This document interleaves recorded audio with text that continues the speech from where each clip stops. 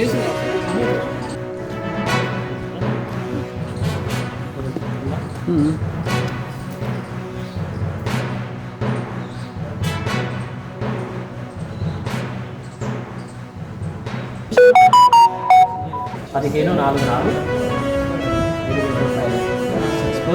Identify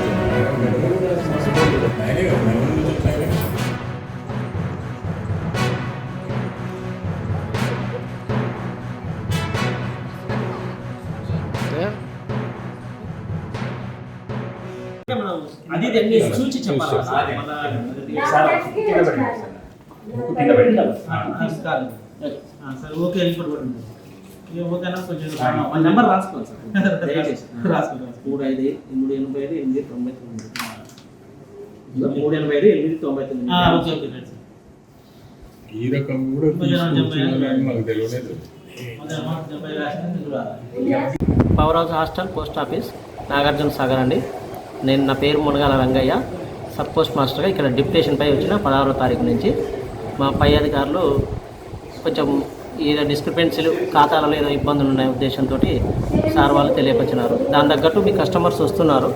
ఇప్పటి వరకు నేను నాకు దగ్గరకు వచ్చి వాళ్ళు సిస్టంలో పాస్బుక్లు సిస్టంలో చెక్ చేసిన వరకు అయితే కొంత అమౌంట్ అయితే పాయింట్అవుట్ చేసినాను. అది దయచేసి మిగతా వాళ్ళు ఎవరైనా ఉంటే లోకల్ వాళ్ళందరూ పాస్బుక్లు తెచ్చుకొని ప్రతి పాస్బుక్ ఈ ఎస్ఓ కింద ఉన్నటువంటి ప్రతి అకౌంట్ను కూడా మీ బ్యాలెన్స్లు సరిగా ఉన్నవా లేవో చెక్ చేసుకోవాల్సిందిగా మనం చేస్తున్నాం. ఇది pylon branch sir? Pylon branch sir. ఇప్పటి వరకు ఎంత అమౌంట్ సార్? ఇప్పటి వరకు అమౌంట్ సుమారుగా నా చేతికి వచ్చింది అయితే 15 lakhs వరకు దొరికింది సార్ సుమారుగా. ఇక్కడ 30 లక్షల దాకా ఫ్రాడ్ జరిగిందని చెప్పారు. మేము కూడా కట్టాము, మా డబ్బులు కూడా ఉన్నాయా లేవని చెక్ చేసుకోవడానికి వచ్చాము. బయట ఎక్కడ ఇచ్చుకుంటే ఏం పోతాయని భయం వేసి పోస్ట్ ఆఫీస్లో మంచిగా ఉంటుందని ఇస్తే ఎక్కడ కూడా పోయిందని చెప్పి మాకు కంగారు వేసి వచ్చాము. 30 లక్షలు అంటే చాలామంది కూడా చదువుల కోసం పెళ్ళిళ్ళ కోసం దాచుకున్న డబ్బులు అవి. చాలా కంగారులో భయాందోళనలో ఉన్నారు జనాలందరూ కూడా. అధికారులు అనేటోళ్ళు దీని మీద స్పందించి జనాలందరికీ న్యాయం చేసి ఆ భయాందోళన నుంచి బయటపడేస్తారని త్వరగా మేము కోరుకుంటున్నాము. ఖాతాదారుల డబ్బులన్నీ కూడా తొందరగా బయటపడేయాలని అనుకుంటున్నాము. ఇంతకు ముందు కూడా ఇలాగే జరిగిందంట. మళ్ళీ ఇలా జరగటం చాలా బాధాకరం. ఫర్దర్గా కూడా ఇలా జరగకుండా ఉంటుందని అధికారులు కొంచెం గట్టి చర్య తీసుకుంటారని మేము అనుకుంటున్నాము.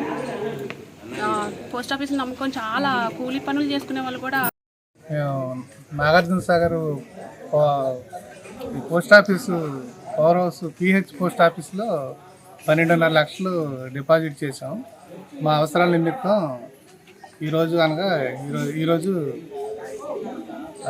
విత్డ్రా క్యాష్ అవసరమై వచ్చాం.